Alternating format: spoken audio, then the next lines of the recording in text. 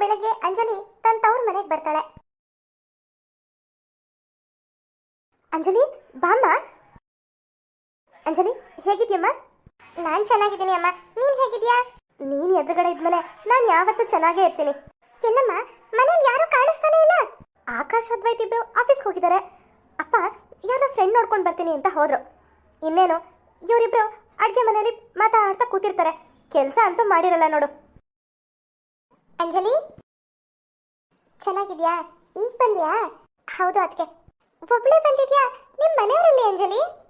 ಅದು ಅವ್ರಿಗೆ ಆಫೀಸ್ ಕೆಲಸದ ಮೇಲೆ ಏನೋ ಟ್ರೈನಿಂಗ್ ಅಂತೆ, ಹಾಗಾಗಿ ಅವರು ಔಟ್ ಆಫ್ ಸ್ಟೇಷನ್ಗೆ ಹೋಗಿದ್ದಾರೆ ಅದಕ್ಕೆ. ಸರಿ, ಹಾಗಾದರೆ ಅಮ್ಮನ ಜೊತೆ ಮಾತಾಡ್ತಾ ಕೂತಿರು. ನಾನು ಅಕ್ಕ ಇಬ್ಬರು ಬೇಗ ಬೇಗ ಕೆಲಸ ಮುಗಿಸ್ತೀವಿ. ಅಂಜಲಿ, ಪ್ಲೇ ಹೋಮ್ ಸ್ಟಾರ್ಟ್ ಮಾಡ್ತೀನಿ ಅಂದ್ಯಲ್ಲ, ಅದಕ್ಕೆಲ್ಲ ಅರೇಂಜ್ಮೆಂಟ್ಸ್ ಮಾಡ್ಕೊಂಡಿದ್ಯಮ್ಮ? ಅಮ್ಮ, ನಾನು ಅದೇ ವಿಷಯ ಮಾತಾಡೋಣ ಅಂತ ಅಂದ್ಕೊಂಡಿದ್ದೆ.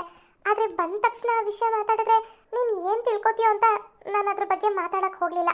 ಅಯ್ಯೋ ಅದಕ್ಕೇನಮ್ಮ, ನಾನು ನಿಮ್ಮ ತಾಯಿ ಹತ್ರ ಮಾತಾಡೋಕ್ಕೂ ಸಂಕೋಚನ ನಿಮಗೆ? ಅಮ್ಮ, ಇವ್ರಿಗೆ ನಾನು ಪ್ಲೇ ಹೋಮ್ ಸ್ಟಾರ್ಟ್ ಮಾಡೋದು ಇಷ್ಟ ಇಲ್ಲ, ಆದರೆ ನನಗೆ ಮಾಡಬೇಕು ಅಂತ ತುಂಬ ಇಷ್ಟ ಇದೆಯಮ್ಮ. ಇವ್ರು ನನಗೆ ಸಪೋರ್ಟ್ ಮಾಡಲ್ಲ ಅಂತ ಅಂದ್ಬಿಟ್ರು. ಹೌದಾ? ಹೋಗಲಿ ಬಿಡು, ಇನ್ನೇನು ಮಾಡೋಕ್ಕಾಗುತ್ತೆ. ಸರಿ, ಈಗ ಅದಕ್ಕೆಲ್ಲ ದುಡ್ಡು? ಅಮ್ಮ, ನೀನೇ ಯಾರ ಹತ್ರನಾದರೂ ಸಾಲ ಇಸ್ಕೊಡ್ತೀಯಾ? ಏನು ಸಾಲನಾ? ಹೌದಮ್ಮ, ನೀನು ಸಾಲ ಇಸ್ಕೊಟ್ರೆ ನನಗೆ ತುಂಬಾ ಹೆಲ್ಪ್ ಆಗುತ್ತೆ. ಏನಂಜಲಿ ನೀನು ಸಾಲ ಕೊಡಿಸು ಅಂತ ಕೇಳ್ತಾ ಇದೆಯಲ್ಲ? ಇನ್ನೇನು ಮಾಡೋದಮ್ಮ, ನನ್ನ ಹತ್ರ ಅಷ್ಟೊಂದು ದುಡ್ಡಿಲ್ಲ. ನಾನು ಹೇಳ್ತಾ ಇರೋದು ಹಾಗಲ್ಲ. ಹೇಗೂ ನಿನ್ನ ಮದುವೆಗೆ ಅಂತ ನಿಮ್ಮಪ್ಪ ಒಂದಿಷ್ಟು ಹಣನ ಕೂಡಿಟ್ಕೊಂಡಿದ್ರು. ಆದರೆ ನೀನು ನೋಡಿದ್ರೆ ಯಾರನ್ನೋ ಇಷ್ಟಪಟ್ಟು ಸಿಂಪಲ್ಲಾಗಿ ದೇವಸ್ಥಾನದಲ್ಲಿ ಮದುವೆ ಆಗಿಬಿಟ್ಟೆ. ನಿನಗೆ ಅಂತ ನಾವೇನು ಕೊಡೋಕ್ಕೆ ಆಗಲಿಲ್ಲ. ಅದೇ ದುಡ್ಡನ್ನ ನಿನ್ನ ಪ್ಲೇ ಹೋಮ್ಗೆ ಕೊಟ್ಬಿಡೋಣ ಅಂತ ನಾನು ಯೋಚನೆ ಮಾಡಿದ್ದೀನಿ. ಹೌದಾ? ಥ್ಯಾಂಕ್ಸ್ ಅಮ್ಮ, ತುಂಬ ಥ್ಯಾಂಕ್ಸ್. ನನಗಂತೂ ಸಖತ್ ಖುಷಿ ಆಗ್ತಿದೆ. ನಿಜವಾಗ್ಲೂ ನನಗೆ ಎಷ್ಟು ಟೆನ್ಷನ್ ಆಗೋಗಿತ್ತು ಗೊತ್ತಾ? ನೀನು ಅದ್ರ ಬಗ್ಗೆ ಏನು ಯೋಚನೆ ಮಾಡಬೇಡ, ಆರಾಮಾಗಿರು. ಅಂದಾಗೆ ಅಳಿಯಂದ್ರು ಟ್ರೈನಿಂಗ್ ಎಲ್ಲ ಮುಗಿಸ್ಕೊಂಡು ಬರೋ ಅಷ್ಟೊತ್ತಿಗೆ ಎಷ್ಟು ದಿನ ಆಗುತ್ತಮ್ಮ? ಗೊತ್ತಿಲ್ಲಮ್ಮ, ಈಗ ಸದ್ಯಕ್ಕೆ 1 ವಾರ ಅಂತ ಹೇಳಿದ್ರು. ನಿನ್ನೆ ನೋಡಿದ್ರೆ ಫೋನ್ ಮಾಡಿ 1 ತಿಂಗಳಾಗ್ಬೋದು ಅಂತ ಹೇಳಿದ್ರು. 1 ತಿಂಗಳೇನು 4 ತಿಂಗಳಾಗಲಿ, ಅದ್ರ ಬಗ್ಗೆ ನೀನು ಯೋಚನೆ ಮಾಡಬೇಡ. ಇದೇನು ಬೇರೆ ಮನೆನಾ? ನಿಮ್ಮ ಮನೆಯೇ ತಾನೇ, ಆರಾಮಾಗಿರು. ಕೇಳಿಸ್ಕೊಂಡಿ ಅಕ್ಷತಾ ಅತ್ತೆ ಹೇಳ್ತಿರೋದು? ಕೇಳಿಸ್ಕೊಂಡೆ. ಪರವಾಗಿಲ್ಲ ಅಕ್ಕ, ಅತ್ತೆ ಒಳ್ಳೆ ಪ್ಲಾನೇ ಹಾಕಿದ್ದಾರೆ. ಮಗಳಿಗೆ ಅಂದ್ರೆ ಏನ್ ಬೇಕಾದ್ರೂ ಮಾಡ್ತಾರೆ. ಅದೇ ನಾವಿಬ್ರು ಏನಾದ್ರೂ ಒಂದು ಕೇಳಿದ್ವಿ ಅಂತ ಇಟ್ಕೋ, 1000 ಕಾರಣ ಹೇಳ್ತಾರೆ. ಅಕ್ಕ, ಒಂದು ಐಡಿಯಾ. ಹೇಗೂ ಈ ವಾರ ನನ್ನ ಬರ್ಡೇ ಇದೆ, ಮುಂದಿನ ವಾರ ನಿಮ್ದು ಭಾವಂದು ವೆಡ್ಡಿಂಗ್ ಆ್ಯನಿವರ್ಸರಿ ಇದೆ. ನಾವಿಬ್ರು ಶಾಪಿಂಗ್ಗೆ ಅಂತ ದುಡ್ಡು ಕೇಳೋಣ. ಹೇಗೂ ಇವ್ರುಗಳನ್ನು ಕೇಳಿದ್ರು ಅಪ್ಪ ಅಮ್ಮನ ಕೇಳಬೇಕು ಅಂತ ಹೇಳ್ತಾರೆ. ನಾವೇ ಡೈರೆಕ್ಟಾಗಿ ಹೋಗಿ ಅತ್ತೆ ಮಾವನ್ ಕೇಳಿದ್ರಾಯ್ತು. ಹೌದು, ಆಗ ಅತ್ತೆ ಕೊಡ್ತಾರೋ ಇಲ್ವೋ ಅದನ್ನ ತಿಳ್ಕೊಬಹುದು. ಒಳ್ಳೆ ಐಡಿಯಾ ಅಕ್ಷತಾ. ಅದಕ್ಕೆ ಏನಂಜಲಿ, ಏನಾದ್ರೂ ಬೇಕಿತ್ತಾ? ಏನಿಲ್ಲ ಅದಕ್ಕೆ, ಏನಾದ್ರೂ ಬೇಕಾದ್ರೆ ನಾನೇ ತಗೊಳ್ತೀನಿ. ನನಗೆ ನಿಮ್ಮ ಮನೆ ಹೊಸದಲ್ವಲ್ಲ. ಅದು ಸರಿನೇ ಏನು? ಅದಕ್ಕೆ ಇವತ್ತು ಏನು ಅಡುಗೆ ಮಾಡಬೇಕು ಅಂತ ಅನ್ಕೊಂಡಿದ್ದೀರಾ? ನಾನು ನಿಮಗೆ ಸ್ವಲ್ಪ ಹೆಲ್ಪ್ ಮಾಡ್ಲಾ? ಅಯ್ಯೋ ಏನು ಬೇಡ ಅಂಜಲಿ, ನೀನು ಅಷ್ಟು ದೂರದಿಂದ ಜರ್ನಿ ಮಾಡ್ಕೊಂಡು ಬಂದಿದ್ಯಾ, ರೆಸ್ಟ್ ತಗೋ. ಸರಿ ಅದಕ್ಕೆ. ಯಾಕಕ್ಕ, ಯಾಕೆ ಆ ರೀತಿ ನೋಡ್ತಿದ್ದೀರಾ? ಅಲ್ಲ ಅಂಜಲಿ ಎಷ್ಟೊಂದು ಬದಲಾಗಿದ್ದಾಳೆ ಅಂತ ನೋಡ್ತಾ ಇದ್ದೆ. ಅಂದ್ರೆ ಮೊದಲೆಲ್ಲ ನಾನು ಎಷ್ಟೇ ಕೆಲಸ ಮಾಡಿದ್ರು ಅದಕ್ಕೆ ನಿಮ್ಗೇನಾದ್ರೂ ಸಹಾಯ ಮಾಡಲಾ ಅಂತ ಏನೂ ಕೇಳ್ತಾ ಇರಲಿಲ್ಲ. ಇವತ್ತು ಇದ್ದಕ್ಕಿದ್ದಂಗೆ ಬಂದು ಕೇಳ್ತಾ ಇದ್ದಾಳಲ್ಲ, ಅದಕ್ಕೆ ಆಶ್ಚರ್ಯ ಆಯಿತು ನನಗೆ. ಅವಾಗಂದ್ರೆ ಅವಳಿಗೊಂದು ಮದುವೆ ಆಗಿರಲಿಲ್ಲ, ಕಷ್ಟ ಸುಖ ಜವಾಬ್ದಾರಿ ಏನು ಗೊತ್ತಿರಲಿಲ್ಲ. ಆದರೆ ಈಗ ಅವಳು ಅವ್ರ ಮನೇಲಿ ಎಲ್ಲ ಮಾಡಿರ್ತಾಳಲ್ಲ, ಹಾಗಾಗಿ ಅದ್ರ ಕಷ್ಟ ಏನು ಅಂತ ಗೊತ್ತಾಗಿರುತ್ತೆ. ಅದಕ್ಕೆ ಕೇಳಿದಾಳೆ ಅಷ್ಟೇ. ಪ್ರಕಾಶ, ಸೊಸೆ ಬರಲಿಲ್ವಾ?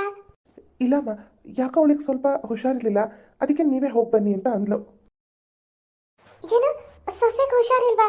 ಅಲ್ಲ ಕಣಪ್ಪ, ಹುಷಾರಿಲ್ಲ ಅಂತ ಅವಳೊಬ್ಳನ್ನೇ ಬಿಟ್ಟು ಬಂದಿದ್ಯಲ್ಲ, ಒಂದು ಫೋನ್ ಮಾಡಿದ್ರೆ ಸಾಕಾಗಿತ್ತಲ್ಲ. ನಮ್ಮಮ್ಮ ಅವಳ ಬಗ್ಗೆ ಎಷ್ಟೆಲ್ಲ ಪ್ರೀತಿ ಇಟ್ಕೊಂಡಿದ್ದಾರೆ. ಅವಳು ನೋಡಿದ್ರೆ ಇಲ್ಲಿಗೆ ಬರೋಕ್ಕೆ ಒಪ್ಕೊಳ್ಳಲ್ಲ ಅಂತಾಳೆ. ಏನು ಮಾಡೋದು ಅಂತಾನೆ ಅರ್ಥ ಆಗ್ತಿಲ್ಲ. ಅದು ನಿಂಗೆ ಅಪ್ಪಂಗೆ ಬರ್ತೀನಿ ಅಂತ ಹೇಳ್ಬಿಟ್ಟಿದ್ನಲ್ಲ, ಅದಕ್ಕೆ ಬಂದೆ. ಅಯ್ಯೋ ಪಾಪ, ಅವಳೊಬ್ಳೆ ಅಲ್ಲಿ ಎಷ್ಟು ಪರದಾಡ್ತಿದ್ದಾಳೋ ಏನೋ. ಏನಿಲ್ಲಮ್ಮ, ಅಂಥದ್ದೇನಿಲ್ಲ, ಸ್ವಲ್ಪ ಕೆಮ್ಮು ಶೀತ ಅಷ್ಟೇ. ಹೌದಾ, ಸರಿ. ನೀನು ಇವಾಗ ಹೊರಡುವಂತೆ ಒಂದು ನಿಮಿಷ ತಡಿ, ನಾನು ಕಷಾಯದ ಪುಡಿ ಮಾಡಿದ್ದೀನಿ, ಅದನ್ನು ಕೊಡ್ತೀನಿ. ತಗೊಂಡು ಹೋಗಿ ಸೊಸೆ ಕೊಡು. ರಾತ್ರಿ ಒಂದು ಲೋಟ ಹಾಲಿಗೆ ಒಂದು ಅರ್ಧ ಚಮಚ ಕಷಾಯದ ಪುಡಿ ಹಾಕ್ಕೊಂಡು ಬೇಕಿದ್ರೆ ಒಂಚೂರು ಬೆಲ್ಲಗಿಲ್ಲ ಹಾಕ್ಕೊಳ್ಳಿ. ಬೆಳಗ್ಗೆ ಅಷ್ಟೊತ್ತಿಗೆ ಎಷ್ಟೋ ವಾಸಿ ಆಗುತ್ತೆ. ಅಮ್ಮ, ಅವಳು ಆಗಲೇ ಮಾತ್ರೆ ತಗೊಂಡಿರ್ತಾಳೆ, ನೀನು ಅದ್ರ ಬಗ್ಗೆ ಏನೂ ತಲೆ ಕೆಡಿಸ್ಕೋಬೇಡ. ಅಯ್ಯೋ, ಪಿಲ್ಸ್ ಎಲ್ಲ ಜಾಸ್ತಿ ನುಂಗಬಾರ್ದಪ್ಪ, ಒಳ್ಳೇದಲ್ಲ. ಫಸ್ಟು ಮನೆ ಮದ್ದೆ ಮಾಡ್ಕೋಬೇಕು. ತೀರಾ ವಾಸಿ ಆಗಲಿಲ್ಲ ಅಂದಾಗ ಡಾಕ್ಟ್ರ್ ಹತ್ರ ಕರ್ಕೊಂಡು ಹೋಗುವಂತೆ ಇರು. ಅಂಜಲಿ, ಅಮ್ಮ ಹುಡುಗಿದ ಹುಡುಗಿ ಅಲ್ಲ, ನಾನು ಪ್ರೀತಿ ಮಾಡಿದ ಹುಡುಗಿ. ಆದರೂ ಅಮ್ಮಂಗೆ ಅವಳ ಮೇಲೆ ಎಷ್ಟೊಂದು ಪ್ರೀತಿ ಇದೆ, ಇವಳು ಅದನ್ನೆಲ್ಲ ಅರ್ಥನೇ ಮಾಡ್ಕೊಳ್ತಿಲ್ವಲ್ಲ. ಅತ್ತೆ, ನಿಮ್ಮ ಹತ್ರ ಸ್ವಲ್ಪ ಮಾತಾಡಬೇಕಿತ್ತು. ಹೇಳು, ಏನದು? ಅತ್ತೆ, ಹೇಗೂ ಈ ವಾರ ನನ್ನ ಬರ್ಡೇ ಇದೆ, ಅಕ್ಕ ಬಾವಂದು ಆ್ಯನಿವರ್ಸರಿ ಇದೆ, ಅದಕ್ಕೆ ಶಾಪಿಂಗ್ ಹೋಗಬೇಕಿತ್ತು. ಅದಕ್ಕೆ? ಅದೇ ಅತ್ತೆ, ಶಾಪಿಂಗಿಗೆ ದುಡ್ಡು ಬೇಕಿತ್ತು. ಏನು, ಶಾಪಿಂಗಿಗೆ ದುಡ್ಡು ಬೇಕಾ? ಯಾರ ಹತ್ರ ಕೇಳ್ತಾ ಇದೆಯಾ ನೀನು? ನಾನು ಯಾಕೆ ನಿಮ್ಮಿಬ್ರಿಗೆ ಶಾಪಿಂಗಿಗೆ ದುಡ್ಡು ಕೊಡಬೇಕು? ಯಾಕೆ, ನಿಮ್ಮ ಗಂಡಂದ್ರು ದುಡಿಯಲ್ವಾ? ಅಯ್ಯೋ, ಹಾಗಲ್ಲ ಅತ್ತೆ, ನಾನು ಹೇಳಿದ್ದು, ನಾವು ಅವ್ರ ಹತ್ರ ಕೇಳಿದ್ರು ಅಪ್ಪ ಅಮ್ಮನ ಕೇಳಬೇಕು ಅಂತಾರಲ್ವಾ, ಅದಕ್ಕೆ ಡೈರೆಕ್ಟ್ ಆಗಿ ತಂದು ನಿಮ್ಮನ್ನೇ ಕೇಳೋಣ ಅಂತ. ಅಂದ್ರೆ ನೀನು ಹೇಳ್ತಾ ಇರೋದೇನು, ನನ್ನ ಮಕ್ಕಳಿಬ್ರು ಯಾವುದಕ್ಕೂ ಪ್ರಯೋಜನ ಇಲ್ಲ, ಎಲ್ಲದಕ್ಕೂ ನಮ್ಮನ್ನೇ ಕೇಳ್ತಾರೆ ಅಂತನಾ? ಹಾಗಲ್ಲ ಅತ್ತೆ. ನೀನು ಸುಮ್ಮನೆ ಇರೋ ಆಶಾ, ನಾನು ಮಾತಾಡ್ತಿರೋದು ಅಕ್ಷತನ ಹತ್ರ, ನೀನು ಮಧ್ಯ ಬಾಯಿ ಹಾಕೊಂಡು ಬರಬೇಡ. ಅತ್ತೆ ಸುಜಾತ, ಆಶಂಗೂ ಅಕ್ಷತಂಗೂ ಬಾಯಿಗೆ ಬಂದಂಗೆ ಬೈತಾಳೆ. ಅವರಿಬ್ರಿಗೆ ನಾವು ಯಾಕಾದ್ರೂ ಶಾಪಿಂಗ್ ವಿಷಯ ಮಾತಾಡಿದ್ವೋ ಅಂತ ಅನ್ನಿಸ್ತಿರುತ್ತೆ. ಹೋಗ್ಲಿ ಬಿಡಿ ಅತ್ತೆ. ಸರಿ, ನಾವು ಅವ್ರ ಹತ್ರನೇ ಮಾತಾಡ್ತೀವಿ. ಅಂಜಲಿ, ನಿನ್ನ ಜೊತೆ ಸ್ವಲ್ಪ ಮಾತಾಡಬೇಕು. ಇಲ್ಲಿ ಬೇಡ, ನಾವಿಬ್ರು ಹೊರಗಡೆ ಹೋಗೋಣ. ಇಲ್ಲೇ ಮಾತಾಡಮ್ಮ. ಇಲ್ಲಿ ಬೇಡ ಅಂತ ಹೇಳಿಲ್ವಾ? ಸುಮ್ಮನೆ ನನ್ನ ಜೊತೆ ಹೊರಗಡೆ ಬಾ. ಸರಿ, ನಡಿ.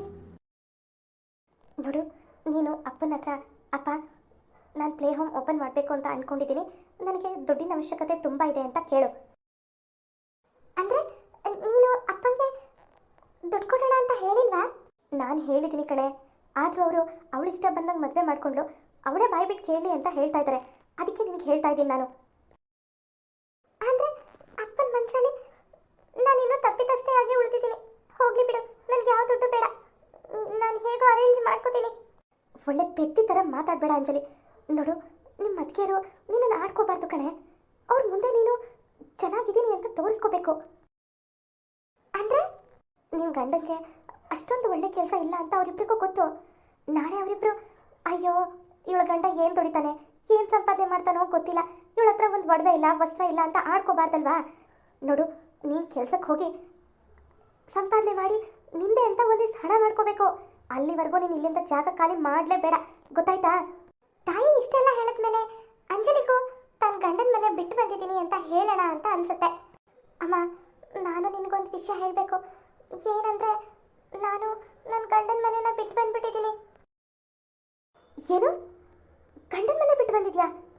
ಹೌದಮ್ಮ, ಇವರು ಇನ್ಮೇಲೆ ನಾವು ಸಿಟಿಲಿ ಇರೋದು ಬೇಡ, ನಮ್ಮ ಹಳ್ಳಿಗೆ ಹೊರಟೋಗೋಣ, ನಮ್ಮ ಅಪ್ಪ ಅಮ್ಮನ ಯಾರು ನೋಡ್ಕೋತಾರೆ ಅಂತ ಹೇಳ್ತಿದ್ದಾರೆ. ಆ ಹಳ್ಳಿಗೆಲ್ಲ ಹೋಗೋಕೆ ನನಗೆ ಇಷ್ಟ ಇಲ್ಲ. ಅದಕ್ಕೆ ನೀವು ಏನಾದರೂ ಮಾಡ್ಕೊಳ್ಳಿ, ನಾನು ನನ್ನ ತವರೂರಿಗೆ ಹೋಗ್ತೀನಿ, ಅಲ್ಲೇ ಪ್ಲೇ ಹೋಮ್ ಸ್ಟಾರ್ಟ್ ಮಾಡ್ತೀನಿ ಅಂತ ಚಾಲೆಂಜ್ ಮಾಡಿ ಇಲ್ಲಿಗೆ ಬಂದ್ಬಿಟ್ಟೆ. ಹೌದಾ? ಹೌದಮ್ಮ. ಸರಿ, ಅದ್ರ ಬಗ್ಗೆ ಆಮೇಲೆ ಯೋಚನೆ ಮಾಡೋಣ. ಆದರೆ ಈ ವಿಷಯನ ಅಪ್ಪಂಗಾಗಲಿ, ಆಕಾಶ್ಗೆ ಅಥವಾ ಇದಕ್ಕೆ ಆಶಾ ಅಕ್ಷತಂಗೆ ಯಾರಿಗೂ ಗೊತ್ತಾಗಬಾರ್ದು. ಸರಿ. ಅಂಜಲಿ, ನೀನು ಯಾವತ್ತಾದರೂ ನಿನ್ನ ಗಂಡನ ಊರಿಗೆ ಹೋಗಿದ್ಯಾ? ಅಲ್ಲಿ ಮನೆಯೆಲ್ಲ ಹೇಗಿದೆ? ಅಯ್ಯೋ, ಅದು ಒಂದು ಮನೆನಾ? ನನಗಂತೂ ಅಲ್ಲಿರೋಕ್ಕೆ ತುಂಬ ಇರಿಟೇಟ್ ಆಗುತ್ತೆ. ನಾವಿಬ್ಬರು ಮದುವೆ ಮಾಡಿಕೊಂಡು ಒಂದು ವಾರ ಆದಮೇಲೆ ನಮ್ಮ ಅಪ್ಪ ಅಮ್ಮನ ಮಾತಾಡ್ಸ್ಕೊಂಡು ಬರೋಣ ಬಾ ಅಂತ ಕರ್ಕೊಂಡು ಹೋದ್ರು. ಸುತ್ತಮುತ್ತ ಹೆಂಗಸರೆಲ್ಲ ಓಡ್ ಬಂದ್ಬಿಟ್ರು. ಅಯ್ಯೋ ಸರೋಜ ಅವರೇ, ನಿಮ್ಮ ಸೊಸೆ ಎಷ್ಟು ಮುದ್ದಾಗಿದ್ದಾಳೆ, ಹಾಗೆ ಹೀಗೆ ಅಂತ. ಆ ಊರಲ್ಲಿ ನನಗಿಂತ ಸುಂದರವಾಗಿರೋ ಹುಡುಗಿರು ಯಾರು ಇಲ್ಲವೇ ಇಲ್ಲ ಅನ್ಸುತ್ತೆ. ಅದಕ್ಕೆ ಸಕ್ಕರೆ ಗಿರ್ವೆ ಮುತ್ಕೊಳ್ತಲ್ಲ, ಹಾಗೆ ಜನ ಎಲ್ಲ ನನ್ನ ಮುತ್ಕೊಂಡಿದ್ರು. ಒಂದು ಅರ್ಧ ಗಂಟೆ ಇದ್ದು ನನ್ನ ಕೈಯಲ್ಲಿ ಇರೋಕ್ಕಾಗ್ತಾ ಇಲ್ಲ ಅಂತ ಹೇಳಿ ಇವರನ್ನು ವಾಪಸ್ ಕರ್ಕೊಂಡು ಬಂದೆ. ಈಗ ನೋಡಿದ್ರೆ ಆ ಹಾಳು ಕೊಂಪೆಗೆ ಹೋಗಿರ್ತೀನಿ ಅಂತ ಹೇಳ್ತಿದ್ದಾರೆ. ಅಲ್ಲ, ನಿನಗಿಷ್ಟ ಇಲ್ಲ ಅಂತ ಅಳಿಯಂದ್ರನ್ನೇ ಬಿಟ್ಟು ಬಂದ್ಬಿಡೋದ ನೀನು? ಬೇರೆ ಏನಾದರೂ ವ್ಯವಸ್ಥೆ ಮಾಡ್ಕೋಬೋದಿತ್ತಲ್ವಾ? ನಿನಗೆ ಹಳ್ಳಿಗೆ ಹೋಗೋಕೆ ಇಷ್ಟ ಇಲ್ಲದೆ ಇದ್ರೇನು ನೀನೇ ನಿಮ್ಮ ಅತ್ತೆ ಮಾವನ ಸಿಟಿಗೆ ಕರ್ಸ್ಕೋಬೋದಾಗಿತ್ತಲ್ಲ? ಕರ್ಸ್ಕೋಬೋದಿತ್ತಮ್ಮ. ನಮ್ಮ ಮಾವ ಕಷ್ಟ ಕಾಲದಲ್ಲಿ ಗದ್ದೆನ ಬೋಗಿಗೆ ಹಾಕಿದ್ರಂತೆ, ಅದಕ್ಕೆ ಇವರು ಸಿಟಿಗೆ ಬಂದು ಒಂದು ಒಳ್ಳೆ ಕೆಲಸ ಹುಡ್ಕೊಂಡು ಸಂಪಾದನೆ ಮಾಡಿದ್ದಾರೆ. ಈಗ ಆ ದುಡ್ಡಲ್ಲಿ ಗದ್ದೆನ ಬಿಡಿಸ್ಕೊಳಕ್ ಹೋಗಿದ್ದಾರೆ. ಇನ್ಮೇಲೆ ತೋಟ ಗದ್ದೆ ಮನೆ ಹೊಲ ಅನ್ಕೊಂಡು ಅಲ್ಲೇ ಇರ್ತಾರಂತೆ. ನಾನು ಅಲ್ಲಿ ಹೋಗಿ ಬೆಳ್ಳಿ ತಟ್ಕೊಂಡಿರ್ಬೇಕಷ್ಟೇ. ನನ್ಗೆ ಅದೆಲ್ಲ ಆಗಲ್ಲ. ಅದಕ್ಕೆ ನಾನು ಪ್ಲೇ ಹೋಮ್ ಐಡಿಯಾ ಹುಡ್ಕೊಂಡಿರೋದು. ಅದು ಸರಿ ಕಡೆ, ನಾಳೆ ಇವರೆಲ್ಲ ಅಯ್ಯೋ ಇಷ್ಟು ದಿನ ಆದರೂ ನಿಮ್ಮ ಯಜಮಾನರು ಬಂದು ಕರ್ಕೊಂಡೇ ಹೋಗಲಿಲ್ಲ ಹಾಗೆ ಹೀಗೆ ಅಂತ ಕೇಳಿದ್ರೆ ನಾವಿಬ್ರು ಏನಂತ ಹೇಳೋದು? ಅದೇ ನನಗೂ ಗೊತ್ತಾಗ್ತಿಲ್ಲ ಅಮ್ಮ. ಅದನ್ನೇ ನಾನು ಯೋಚನೆ ಮಾಡ್ತಾ ಇದ್ದೀನಿ. ಸರಿ ಬಿಡು, ಇನ್ನು ಇವತ್ತು ತಾನೇ ಬಂದಿದ್ಯಾ, ಯೋಚನೆ ಮಾಡೋಕ್ಕೆ ಬೇಕಾದಷ್ಟು ಟೈಮ್ ಇರುತ್ತೆ. ಅದ್ರ ಬಗ್ಗೆ ಏನೂ ತಲೆ ಕೆಡಿಸ್ಕೊಬೇಡ. ನೀನು ಪ್ಲೇ ಹೋಮ್ ನಡೆಸಬೇಕು ಅಂತ ಅಂದ್ಕೊಂಡಿದ್ಯಲ್ಲ, ಅದ್ರ ಬಗ್ಗೆ ತಲೆ ಕೆಡಿಸ್ಕೊ. ಸರಿ ಅಮ್ಮ, ಆಯಿತು. ಸರಿ ಅಮ್ಮ, ನಾನೇನು ಬರ್ತೀನಿ. ಸರಿ, ಹುಷಾರು. ಸೊಸೆನ ಚೆನ್ನಾಗಿ ನೋಡ್ಕೊಳಪ್ಪ. ಆಯ್ತಮ್ಮ. ಸೊಸೆ ಬರ್ತಾಳೆ ಅಂತ ಎಷ್ಟೊಂದು ಖುಷಿಯಾಗಿದ್ದೆ. ಪಾಪ ಅವಳಿಗೇನೋ ಹುಷಾರಿಲ್ವಂತೆ. ದೇವರೇ ತಿಮ್ಮಪ್ಪ, ಬೇಗ ನನ್ನ ಸೊಸೆನ ಹುಷಾರು ಮಾಡಪ್ಪ.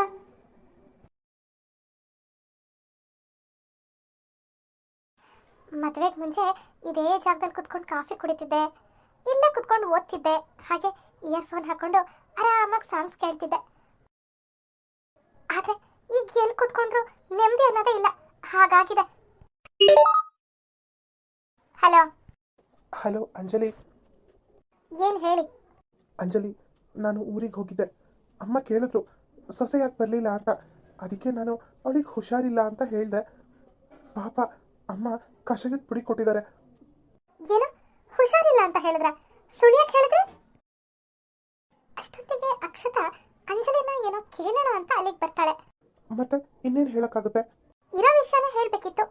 ಅಂಜಲಿಗೆ ಇಲ್ಲಿಗೆ ಬರಕ್ ಇಷ್ಟ ಇಲ್ಲ, ಅದಕ್ಕೆ ಅವಳು ಗಂಡನ ಮನೆ ಬಿಟ್ಟು ತವ್ರ ಮನೆಗೆ ಹೋದ್ಲು ಅಂತ.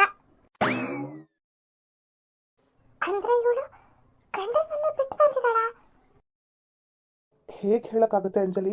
ನಮ್ಮಮ್ಮಗೆ ಎಷ್ಟು ಬೇಜಾರು ಮಾಡ್ಕೋತಾರೆ ಗೊತ್ತಾ? ನಿನಗೆ ಗೊತ್ತಾ ಅಂಜಲಿ, ಅವ್ರು ನಿನ್ನ ಎಷ್ಟೊಂದು ಪ್ರೀತಿ ಮಾಡ್ತಾರೆ ಅಂತ?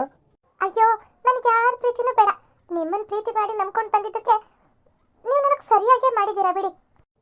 ನಾನೇನು ಮಾಡಿದೆ? ನನ್ನ ಮೇಲೆ ಯಾಕೆ ಕೋಪ ಮಾಡ್ಕೊಂಡಿದ್ಯಾ? ಏನ್ ಮಾಡಿದ್ರಾ?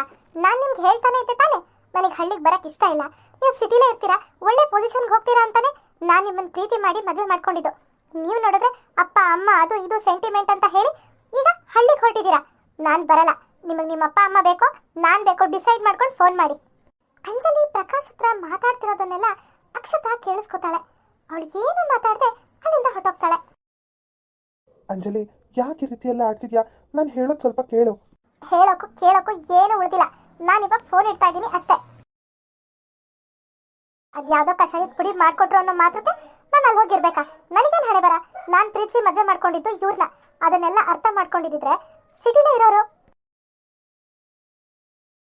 ಅಕ್ಷತಾ, ಏನಾಯ್ತು? ಯಾಕೆ ಗಾಬರಿ ಆಗಿದ್ಯಾ? ಏನೋ ಮಾತಾಡಬೇಕು ಅಂತ ಕರ್ಕೊಂಬಂದೆ.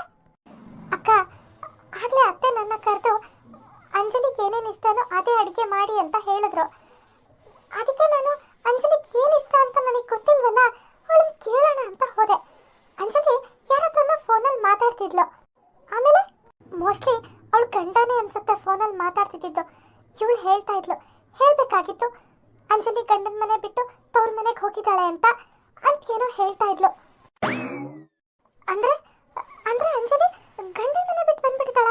ಇರ್ಬೇಕು ಅಕ್ಕ, ನನಗೇನೋ ಡೌಟು. ಇದನ್ನ ಹೇಗಾದ್ರೂ ಮಾಡಿ ತಿಳ್ಕೊಳ್ಳೇಬೇಕು ಅಕ್ಷತಾ. ಅತ್ತೆ ನಮಗೆ ಬಾಯಿ ಬಂದಂಗೆಲ್ಲ ಅಂತಾರೆ. ಈಗ ಇವ್ರ ಮಗಳು ಮಾತ್ರ ಗಂಡನ ಮನೆ ಬಿಟ್ಟು ಇಲ್ಲಿಗೆ ಬಂದಿದ್ದಾಳಲ್ಲ, ಅವಳಿಗೆ ಬುದ್ಧಿ ಹೇಳಿ ವಾಪಸ್ ಕಳಿಸ್ಬೇಕು ಅನ್ನೋದು ಗೊತ್ತಾಗಲ್ವಾ ಅತ್ತೆಗೆ? ಕನ್ಫರ್ಮ್ ಆಗಿ ಗೊತ್ತಿಲ್ಲ ಅಕ್ಕ, ಸುಮ್ಮನೆ ನಾವು ಏನೇನೋ ಮಾತಾಡಕ್ಕಾಗಲ್ಲ. ಇವತ್ತಲ್ಲ ನಾಳೆ ಗೊತ್ತಾಗುತ್ತೆ ಅಕ್ಷತಾ. ಎಷ್ಟು ದಿನ ಅಂತ ಸತ್ಯನ ಮುಚ್ಚಿಡಕ್ಕಾಗುತ್ತೆ ಹೇಳು? ಅದು ಸರಿನೇ, ಆದ್ರೆ ನನಗನ್ಸುತ್ತೆ ಈ ವಿಷಯ ಅತ್ತೆಗೂ ಗೊತ್ತಿಲ್ಲ ಅಂತ. ಏನು ಅತ್ತೆಗೆ ಗೊತ್ತಿರಲ್ವಾ? ಖಂಡಿತ ಗೊತ್ತಿರುತ್ತೆ. ನನಗನ್ಸಿರೋ ಪ್ರಕಾರ ಅತ್ತೆ ಈ ವಿಷಯನ ಯಾರಿಗೂ ಹೇಳ್ಬೇಡ ಅಂತ ಅಂಜಲಿಗೆ ಹೇಳ್ಕೊಟ್ಟಿರ್ತಾರೆ. ಅಕಸ್ಮಾತ್ ಇದು ನಿಜಾನೇ ಅಂತ ಇಟ್ಕೊಳ್ಳಿ ಅಕ್ಕ. ಅಲ್ಲ, ಇಷ್ಟೆಲ್ಲ ಇದ್ರು ಅಂಜಲಿ ಏನು ಹಾಗೆ ಇಲ್ಲ ಅನ್ನೋ ತರ ಹೆಂಗ್ ಮೇಂಟೈನ್ ಮಾಡ್ತಾಳೆ ನೋಡಿ. ಮಾಡ್ದೆ ಏನು, ಅದು ಖರ್ಚಿಲ್ದೆ ಕಲ್ತಿರೋ ವಿದ್ಯೆ. ಅಕ್ಕ, ನಾವಿಬ್ರು ಯಾರಿಗೂ ಗೊತ್ತಾಗ್ದಂಗೆ ಅವಳನ್ನ ವಾಚ್ ಮಾಡ್ತಿರೋಣ, ಅವಾಗ ಸತ್ಯ ಏನು ಅಂತ ಗೊತ್ತಾಗುತ್ತೆ.